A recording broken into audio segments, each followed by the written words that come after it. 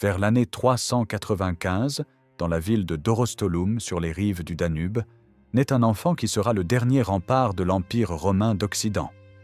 Flavius Aetius voit le jour dans une époque où Rome n'est déjà plus que l'ombre d'elle-même. Son père, Gaudentius, est un officier scythe au service de Rome, promu maître de la milice, puis comte d'Afrique. Sa mère est italienne, d'une famille noble. Ce mélange de sang barbare et romain définit parfaitement ce que sera Aetius. Un homme entre deux mondes, capable de comprendre Rome et ses ennemis barbares comme personne d'autre. L'enfance d'Aetius se déroule dans cette Pannonie où les frontières entre l'Empire et les territoires barbares deviennent chaque jour plus floues. Son père commande les milices impériales de la province avant de périr dans une mutinerie aux alentours de 403. Aetius a à peine 8 ans. Cette mort brutale marque le jeune garçon qui comprend très tôt que la violence est la seule langue que comprend vraiment ce monde en décomposition. Mais l'éducation la plus décisive d'Aetius ne se fera pas à Rome. Entre 405 et 408, alors qu'il n'est encore qu'un adolescent, il est envoyé comme otage à la cour d'Alaric, le roi des Wisigoths installé en Mésie. Ce n'est pas une punition, mais une pratique diplomatique courante. Rome envoie un jeune noble chez ses alliés barbares pour sceller un traité, et en échange, apprend leur méthode de combat. Alaric lui-même enseigne aux jeunes Romains le métier des armes. Aetius découvre les tactiques wisigothiques, leur manière de chevaucher, de combattre en formation serrée, leur code de l'honneur guerrier. Puis, entre 409 et 412, il est transféré chez les Hunes, à la cour du roi Ruga. C'est là que tout bascule. Dans les campements nomades de la steppe, parmi ces guerriers à cheval qui terrorisent l'Europe, Aetius rencontre un garçon à peine plus jeune que lui, Attila, le neveu de Ruga. Les deux adolescents se lient d'amitié. Ils chassent ensemble, s'entraînent au tir à l'arc, partagent leurs repas dans les yourtes. Aetius apprend la langue unique, étudie leurs tactiques militaires redoutables, comprend comment ces cavaliers peuvent frapper rapidement et disparaître avant qu'on ne réagisse. Il observe comment les Hunes maintiennent leur empire par la terreur et le respect de la force brute. Cette période forge Aetius d'une manière unique. Aucun général romain de son temps ne connaît aussi intimement les barbares. Il parle leur langue, comprend leur psychologie, anticipe leurs mouvements. Mais surtout, il tisse des liens personnels qui lui serviront toute sa vie. Quand il rentre à Rome, c'est un homme nouveau, un Romain qui pense comme un barbare, un stratège qui maîtrise l'art de la diplomatie autant que celui de la guerre. En août 423, l'empereur Honorius meurt sans héritier direct. C'est le chaos. Un haut fonctionnaire nommé Jean s'empare du trône, mais sa légitimité est contestée. Théodose II, l'empereur d'Orient, refuse de reconnaître l'usurpateur et soutient Valentinien, le fils de Galla Placidia et neveu d'Honorius. Le jeune Valentinien n'a que 4 ans. Aetius, lui, choisit de soutenir Jean. C'est un pari risqué mais calculé. Jean lui confie une mission, lever une armée de mercenaires pour défendre son trône. Aetius se tourne vers ceux qu'il connaît le mieux, les Huns. Il recrute une force impressionnante de près de 60 000 cavaliers huns, commandés par 3 frères, Mundius, Uptar et Ruas. C'est une armée colossale pour l'époque, capable de faire trembler n'importe quel adversaire. Mais le sort en décide autrement. Avant qu'Aetius n'arrive avec ses renforts, le général Aspar, envoyé par Théodose II, capture Jean. En mai 425, l'usurpateur subit une mort humiliante. On lui coupe la main droite, on le hisse sur un âne pour l'exhiber dans le cirque de Ravenne, puis on le décapite devant la foule. 3 jours plus tard, Aetius surgit en Italie avec sa gigantesque armée unique. La situation est délicate. Il a soutenu le mauvais camp. Mais Aetius est un négociateur hors pair. Galla Placidia, la mère du jeune empereur Valentinien III, comprend qu'elle ne peut se permettre un affrontement sanglant. Elle préfère acheter la paix. Un tribut confortable est versé aux Huns, qui acceptent de se retirer. Quant à Aetius, loin d'être exécuté pour avoir soutenu un usurpateur, il reçoit le titre de comes, compagnon de l'empereur. C'est un dédommagement, mais aussi une reconnaissance de sa valeur. Le 23 octobre 425, Valentinien III est proclamé empereur romain d'Occident. Il n'a que 6 ans.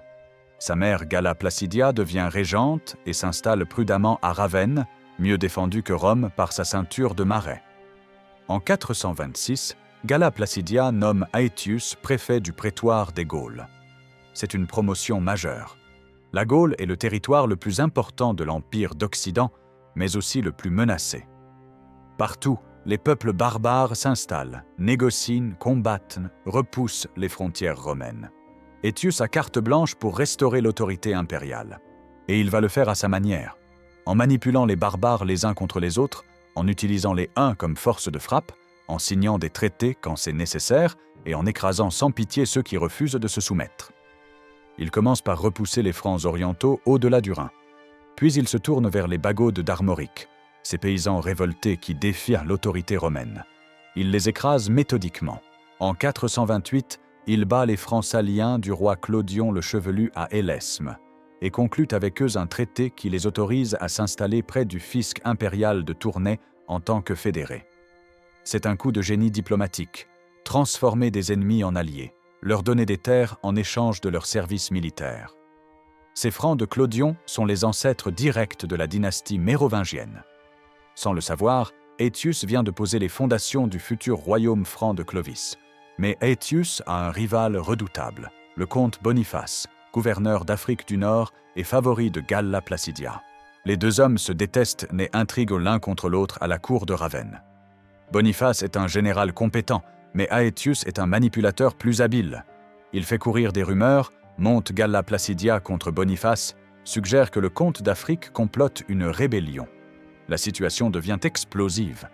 Boniface, menacé de révocation et craignant pour sa vie, commet l'erreur fatale de sa carrière. Il appelle les Vandales d'Espagne à son secours. C'est une catastrophe historique. Les Vandales de Genséric débarquent en Afrique en 429 et ne repartiront jamais. Ils s'emparent de Carthage, le grenier à blé de Rome, et établissent un royaume qui terrorisera la Méditerranée pendant des décennies. Boniface comprend trop tard l'énormité de sa boulette, mais le mal est fait. La confrontation entre les deux généraux devient inévitable. En 432, ils s'affrontent près de Rimini. Boniface est mortellement blessé dans la bataille et meurt peu après. Galla Placidia, furieuse, donne tous les pouvoirs au comte Sébastien, le gendre de Boniface. Mais Aetius ne se laisse pas écarter si facilement. En 433, il entre en Italie accompagné de renforts fournis par les nouveaux rois des Huns, Bleda et Attila, son ancien ami de jeunesse. Face à cette armée, Galla Placidia n'a d'autre choix que de céder. Sébastien est déposé et s'exile à Constantinople. Aetius épouse même la veuve de Boniface, Pélagie, un geste calculé qui lui permet d'hériter du patrimoine et des alliances de son rival. Aetius devient le maître incontesté de l'Empire d'Occident à partir de 433. Il est nommé consul pour la première fois en 432, puis reçoit le titre prestigieux de patrice des Gaules en 435. En 437, il devient consul pour la deuxième fois. Un étrange duo se met en place entre le général tout-puissant et l'impératrice régente. Aetius respecte officiellement le pouvoir de la dynastie théodosienne et ne cherche pas à usurper le trône, tandis que Galla Placidia lui laisse carte blanche pour défendre ce qu'il reste de l'Empire. Elle se consacre principalement aux affaires religieuses, lui aux questions militaires et diplomatiques. En 437, Aetius se tourne vers les Burgondes du roi Gondicare qui sont entrés en Gaule et menacent les territoires romains. Il appelle ses alliés Huns à la rescousse. La bataille est terrible. Plus de 20 000 Burgondes périssent. Cette destruction massive du premier royaume burgonde inspirera plus tard la légende des Nibelungen. Aetius négocie ensuite l'installation des survivants en Sapodia, la future Savoie, entre les Alpes et le Jura. Encore une fois, il transforme une menace en atout en installant des peuples barbares sur des territoires stratégiques où ils serviront de tampons contre d'autres invasions. Il charge également Goar, le roi des Alains établi sur la Loire, de surveiller les turbulents armoricains. Aetius dessine littéralement la carte de la Gaule du Haut Moyen Âge. Chaque peuple barbare est placé là où il peut être utile à Rome. C'est une politique d'équilibre précaire mais brillante. Utiliser la force des barbares contre d'autres barbares, maintenir Rome au centre du jeu en s'assurant qu'aucune tribu ne devienne trop puissante. En 443, il reçoit le titre suprême de maître des deux milices. Il contrôle désormais toutes les forces armées de l'Empire d'Occident. En 446, il est consul pour la 3e fois. Vers 447, il octroie à Clodion, chef des Francs, le statut de fédéré et un territoire autonome autour de Tournai. Les descendants de Clodion, Mérovée, Childéric et Clovis, en feront le noyau du futur royaume franc. Sans le savoir, Aetius construit les fondations de l'Europe médiévale. Pendant toutes ces années, la puissance d'Aetius repose sur son alliance avec les Huns. Il les utilise comme mercenaires, paye des tributs pour leurs services, maintient des relations amicales avec leur roi. Mais en 445, tout change. Attila, son ancien ami de jeunesse, assassine son frère Bléda et devient seul roi des Huns. L'homme qu'Aetius a connu adolescent s'est transformé en un conquérant impitoyable. Attila n'est pas le rustre violent que dépeint la propagande romaine. Il parle latin, connaît parfaitement Rome et comprend la politique impériale mieux que la plupart des Romains. Mais il est aussi avide de pouvoir et de richesse. Les relations entre Rome et les Huns se dégradent progressivement. Marcien, le nouvel empereur d'Orient, refuse de continuer à payer le tribut que versait son prédécesseur Théodose II. C'est une gifle diplomatique. Attila répond en ravageant les Balkans. Constantinople tremble mais résiste derrière ses murailles infranchissables. Attila obtient finalement un nouveau traité qui lui est favorable. Le tribut augmente et il reçoit même une zone de 5 jours de marche au sud du Danube. Rome d'Occident, par l'intermédiaire d'Aetius, lui cède la Pannonie Savia et lui confère le titre de Magister Militum avec le salaire correspondant. Attila est désormais officiellement un général romain, mais Attila veut plus. En 449, un événement imprévu lui fournit le prétexte parfait pour envahir l'Occident. Honoria, la sœur de l'empereur Valentinien III, retenue à Constantinople après un scandale, envoie secrètement sa bague à Attila pour demander son aide contre son frère qui a fait tuer son amant et lui interdit de se marier.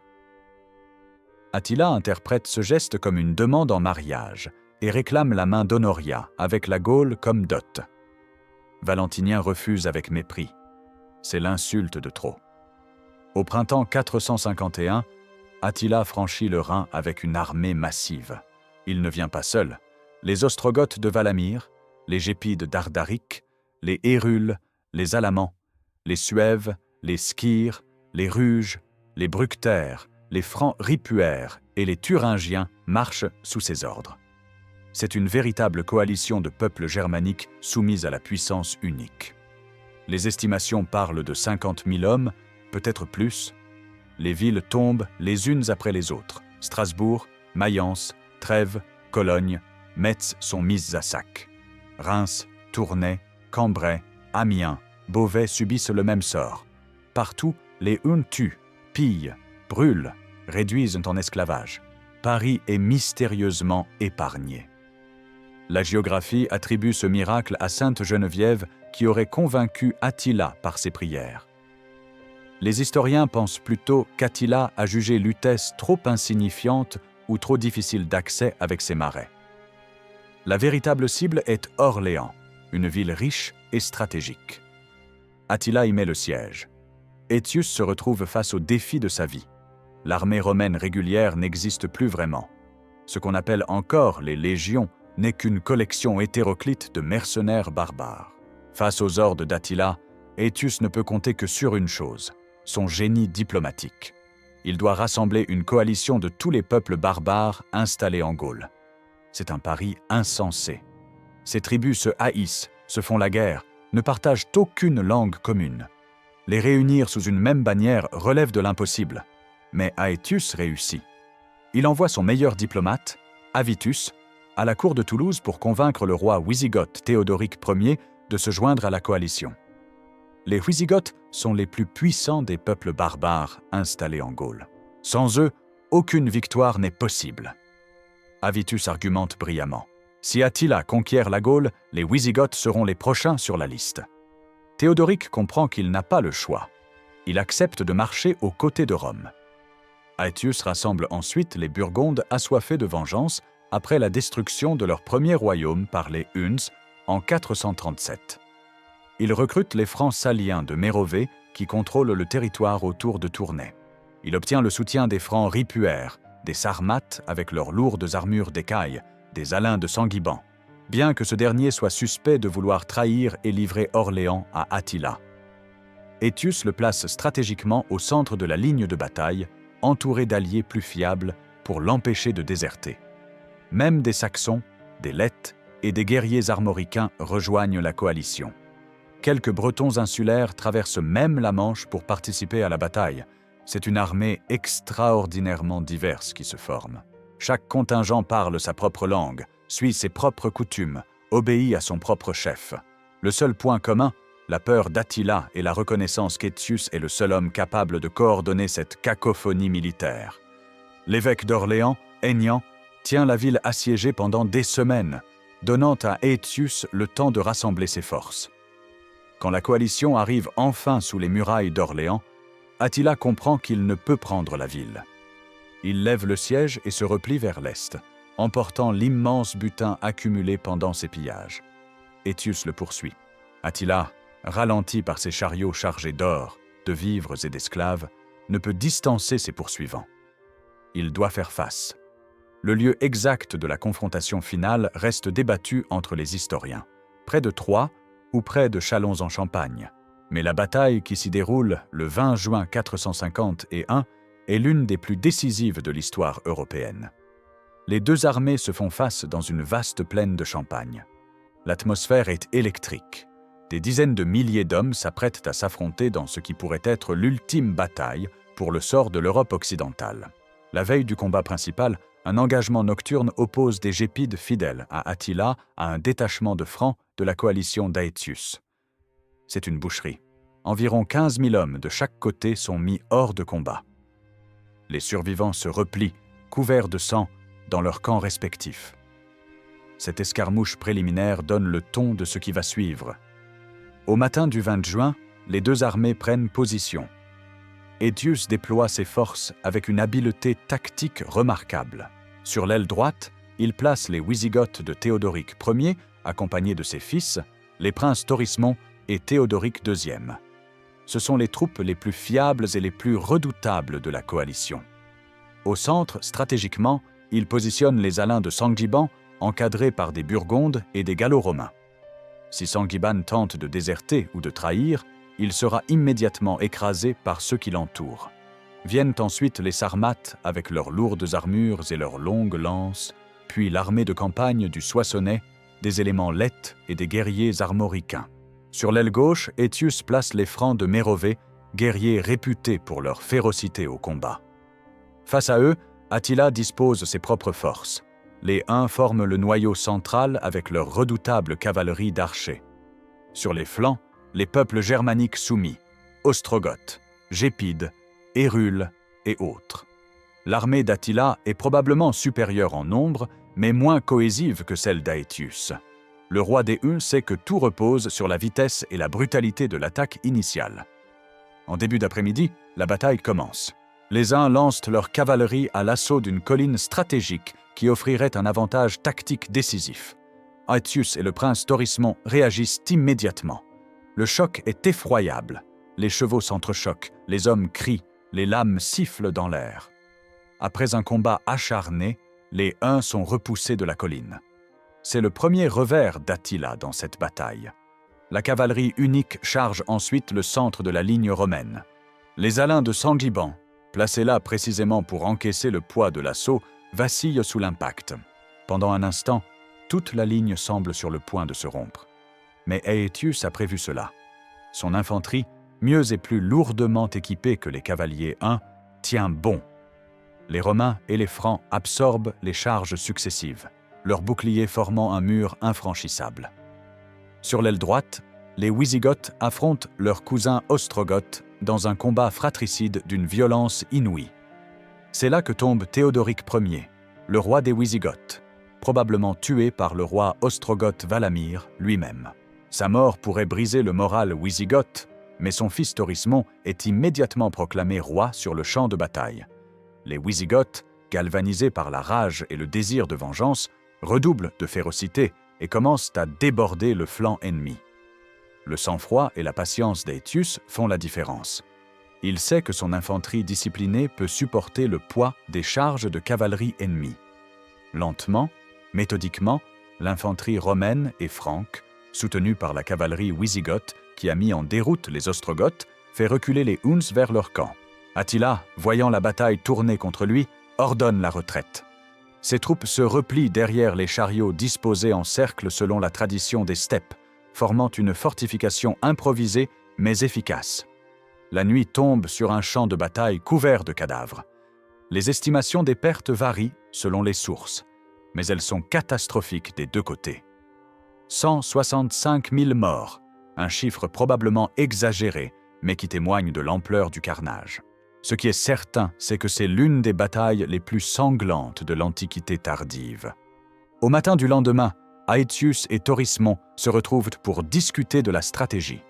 Le camp d'Attila est encerclé. Le roi des Huns, désespéré, a fait dresser un énorme bûcher au centre du campement.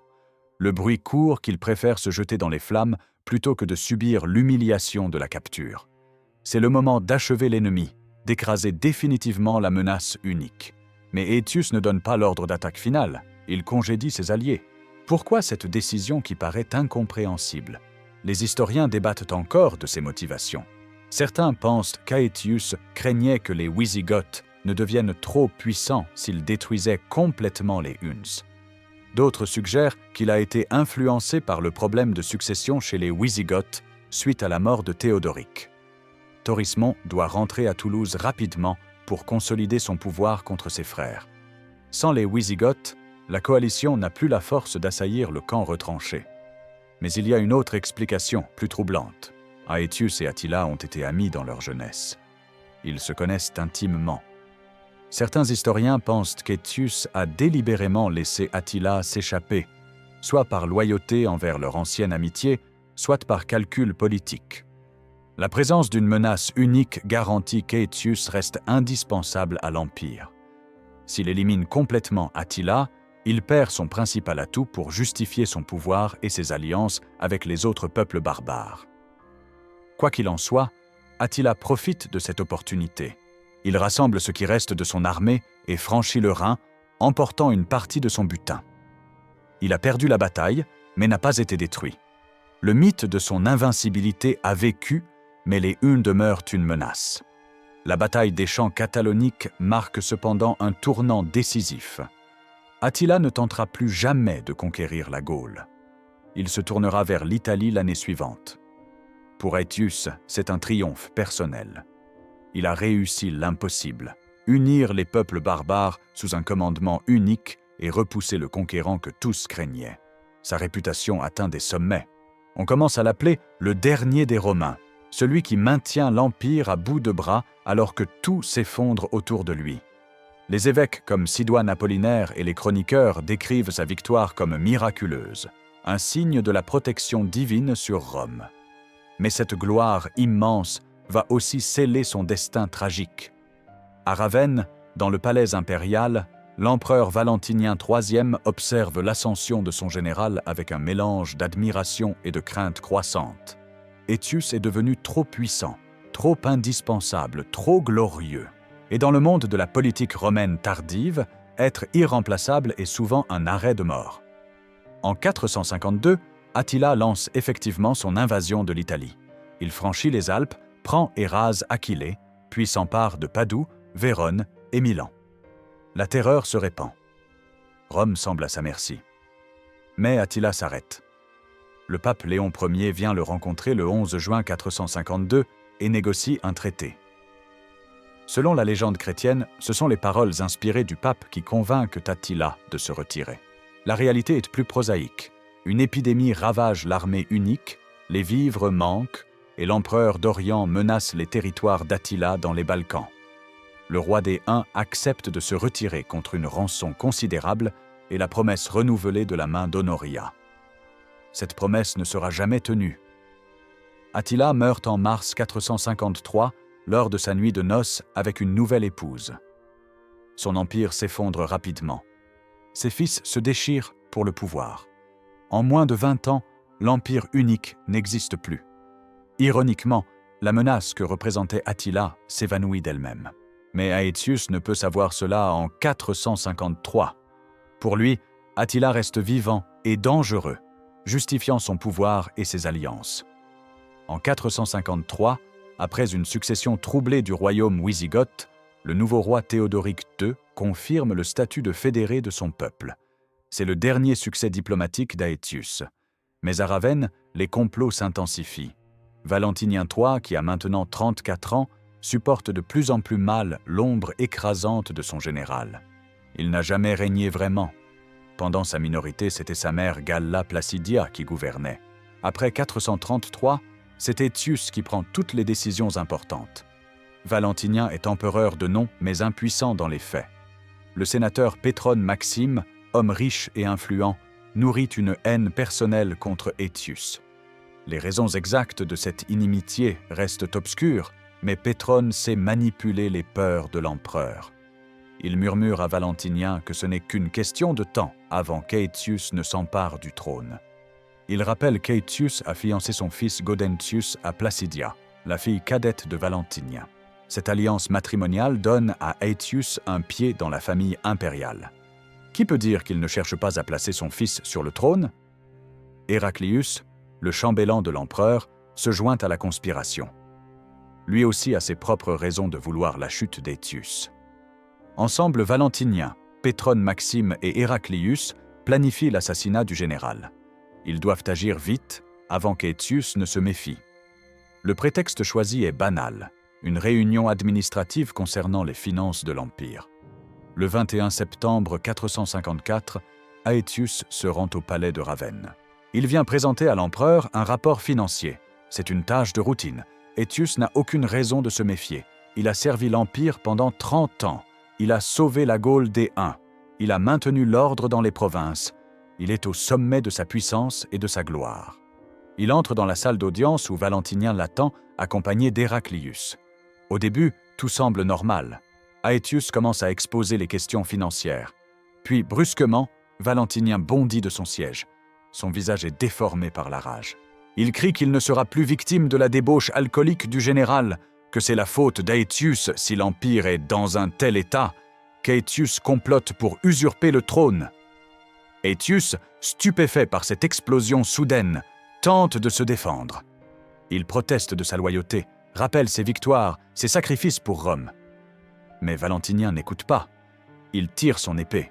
Héraclius fait de même. Les deux hommes se jettent sur Aetius.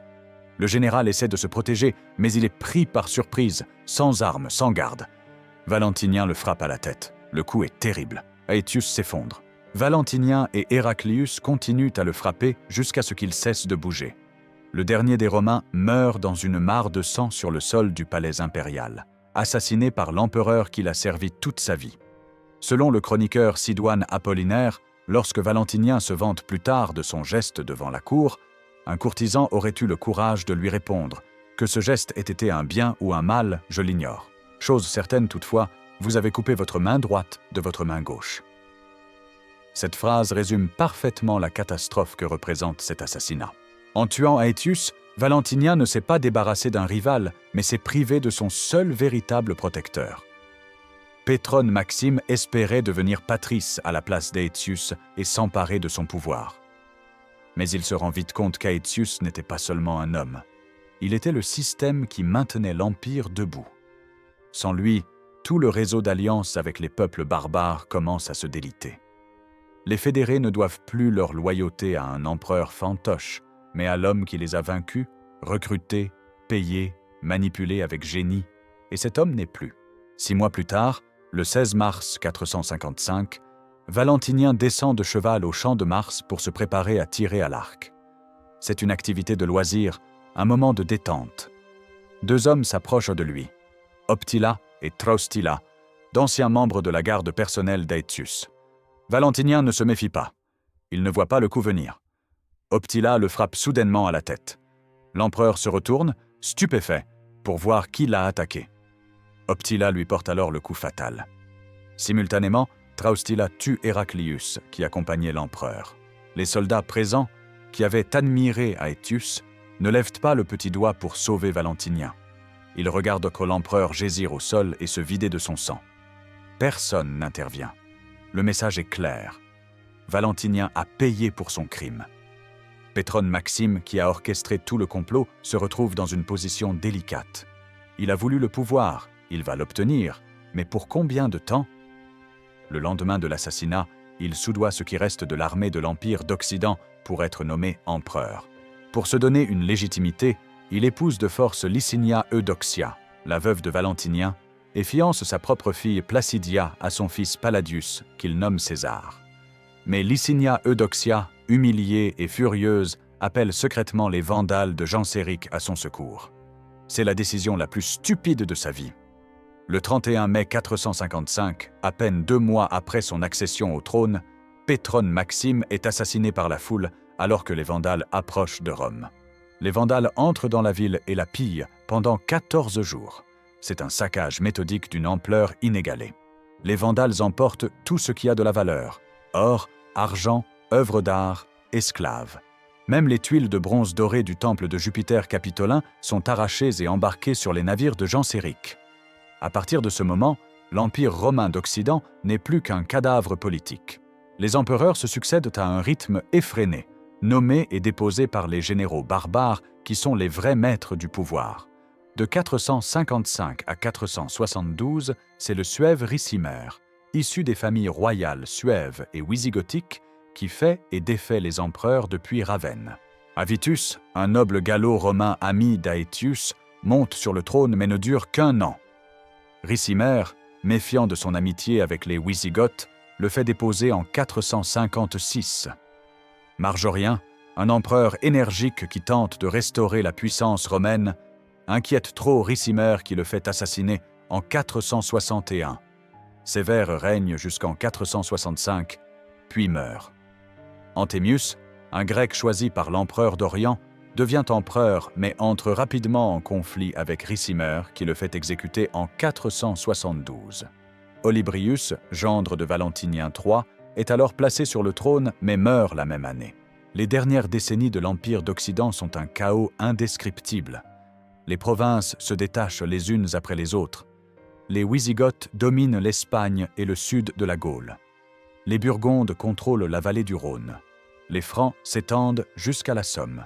Les Vandales règnent sur l'Afrique du Nord et terrorisent la Méditerranée avec leur flotte de pirates.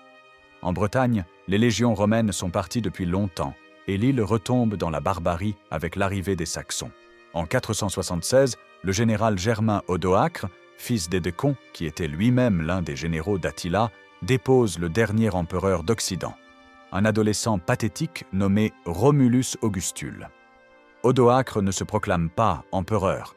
Il renvoie les insignes impériaux à Constantinople et se contente du titre de roi d'Italie. L'Empire romain d'Occident cesse officiellement d'exister. 5 siècles après Jules César, 1000 ans après la fondation de la République, Rome n'est plus. L'assassinat d'Aetius marque le véritable point de non-retour pour l'Empire d'Occident. Tant qu'Aetius vivait, il existait encore un homme capable de maintenir l'équilibre précaire entre Rome et les royaumes barbares, de jouer les peuples les uns contre les autres, de recruter des mercenaires, de négocier des traités, de gagner des batailles. Après lui, il n'y a plus personne de cette trempe. Les généraux qui suivent sont soit des barbares qui poursuivent leurs propres intérêts, soit des Romains incompétents manipulés par ces mêmes barbares. Le chroniqueur Procope rapporte qu'un Romain, interrogé par Valentinien sur le bien-fondé de l'assassinat, aurait répondu « Je ne sais si vous avez bien ou mal fait, mais je sais que de la main gauche, vous vous êtes coupé la droite. » Cette métaphore résume tout. Aetius n'était pas parfait. Il était cynique, manipulateur, prêt à sacrifier des villes et des populations pour ses calculs politiques. Il utilisait les Huns contre d'autres barbares, provoquant mort et destruction. Il n'hésitait pas à trahir ses alliés quand cela servait ses intérêts. Certains Romains le considéraient comme un traître, un Hun romanisé plus fidèle aux barbares qu'à Rome. Mais il était aussi le seul rempart efficace contre le chaos total. Sa politique d'équilibre entre les puissances barbares, aussi brutale soit-elle, maintenait une forme d'ordre romain en Gaule et en Italie. Il comprenait qu'on ne pouvait plus vaincre les barbares par la force militaire seule, qu'il fallait les intégrer dans le système impérial, les transformer en alliés et fédérés. C'était une vision pragmatique et moderne pour son époque. La bataille des champs cataloniques reste l'un des événements les plus significatifs de l'histoire européenne. Si Aetius avait perdu, si Attila avait conquis la Gaule, toute l'histoire de l'Europe aurait été différente. Les Huns auraient probablement détruit les royaumes germaniques en formation. La culture romaine et chrétienne qui survivait en Gaule aurait été anéantie. Il n'y aurait pas eu de royaume franc, pas de Clovis, pas de Charlemagne, peut-être pas d'Europe chrétienne telle que nous la connaissons. Aetius a sauvé bien plus que l'Empire romain ce jour-là. Il a préservé la possibilité d'une continuité culturelle entre le monde romain et le Moyen-Âge européen. Les royaumes barbares qui ont émergé après la chute de Rome, les Francs en Gaule, les Wisigoths en Espagne, les Ostrogoths en Italie, se sont tous considérés comme les héritiers de Rome. Ils ont adopté le christianisme romain, préservé des éléments du droit romain, maintenu une forme d'administration inspirée du modèle impérial. Sans la victoire d'Aetius, cette transition aurait été impossible. Même sa mort tragique illustre le problème fondamental de l'Empire tardif. Valentinien a tué Aetius par jalousie, par crainte pour son pouvoir, par manipulation de conseillers comme Pétrone Maxime. Mais en réalité, Aetius ne représentait aucune menace réelle pour le trône. Il aurait pu s'emparer du pouvoir à n'importe quel moment depuis 433. S'il ne l'a pas fait, c'est parce qu'il comprenait qu'un général barbare, même brillant, ne pouvait pas devenir empereur. Rome avait encore besoin de la fiction d'un empereur légitime de la dynastie théodosienne. Aetius se contentait d'être l'homme fort dans l'ombre, le patrice tout-puissant qui gouvernait au nom d'un empereur fantoche. En le tuant, Valentinien n'a pas récupéré son pouvoir. Il s'est simplement condamné à une mort rapide et a précipité l'effondrement de l'Empire. Les 6 mois entre l'assassinat d'Aetius et celui de Valentinien montrent à quel point l'Empire était devenu dépendant d'un seul homme. Sans Aetius, tout le système diplomatique et militaire qui maintenait les barbares en équilibre s'est désintégré. L'histoire de Flavius Aetius est une tragédie au sens le plus classique du terme. Un homme doué d'un talent exceptionnel, forgé par une jeunesse unique entre les mondes romains et barbares, s'élève au sommet du pouvoir par sa seule compétence. Il sauve littéralement l'Empire de la destruction en réunissant une coalition impossible et en vainquant le conquérant le plus redouté de son temps. Il maintient l'ordre pendant 20 ans dans un monde qui s'effondre autour de lui. Et pourtant, sa grandeur même provoque sa chute. L'empereur qui l'a protégé, enrichi et maintenu sur le trône ne peut supporter d'être éclipsé par son général. Dans un accès de rage jalouse, manipulé par des courtisans ambitieux, Valentinien assassine l'homme qui était la seule chose qui se dressait entre Rome et le néant. Le résultat est prévisible et catastrophique. En moins de 2 ans, Valentinien est mort, l'Empire d'Occident est moribond, et la civilisation romaine entre dans son agonie finale. Si Aetius avait vécu ne serait-ce que 10 ans de plus, peut-être aurait-il pu stabiliser la situation, former un successeur, mettre en place des institutions plus durables. Peut-être l'Empire aurait-il survécu sous une forme transformée, comme l'Empire d'Orient survivra jusqu'en 1453. Nous ne le saurons jamais. Ce que nous savons, c'est qu'avec la mort d'Aetius, Rome a perdu sa dernière chance de survie. Le dernier des Romains est mort par la main de l'empereur qui l'avait sauvé. C'est peut-être l'ironie la plus cruelle de toute l'histoire romaine. Aetius avait survécu au complot de ses rivaux, aux batailles contre les barbares, aux dangers de la politique impériale pendant des décennies. Mais il n'a pas survécu à la jalousie d'un empereur médiocre qui préférait régner sur des ruines plutôt que de partager la gloire avec l'homme qui maintenait son empire debout. 22 ans après l'assassinat d'Aetius, en 476, le dernier empereur romain d'Occident est déposé. C'est la fin officielle, mais en réalité, l'Empire est mort le 21 septembre 454 dans une salle du palais de Ravenne, quand une épée impériale a tranché la gorge du dernier homme capable de le sauver. Tout ce qui suit n'est que l'agonie prolongée d'un cadavre politique. Aetius avait raison de rédiger ses mémoires avant de mourir, essayant de laver son honneur et de rétablir sa version de l'histoire. Il voulait qu'on se souvienne de lui, non comme un traître ou un Hun romanisé, mais comme ce qu'il était vraiment, le dernier défenseur compétent d'un empire condamné. Les siècles suivants lui ont rendu justice. Les historiens l'appellent effectivement le dernier des Romains, reconnaissant qu'après lui, l'Empire d'Occident fut gouverné par des barbares, Ricimer le Suève, Gondebaud le Burgonde et finalement Odoacre le Skire. Aetius a été le dernier représentant authentique de la tradition militaire et politique romaine, combinant le génie tactique des anciens généraux républicains avec la souplesse diplomatique nécessaire pour naviguer dans le monde nouveau des royaumes barbares. Sa vie incarne la transition entre deux époques, le monde classique romain et le Moyen-Âge européen. Il a compris avant les autres que l'avenir de l'Occident ne résidait pas dans l'élimination des barbares, mais dans leur intégration. Les traités qu'il a signés avec les Francs, les Burgondes, les Wisigoths ont posé les fondations des royaumes médiévaux.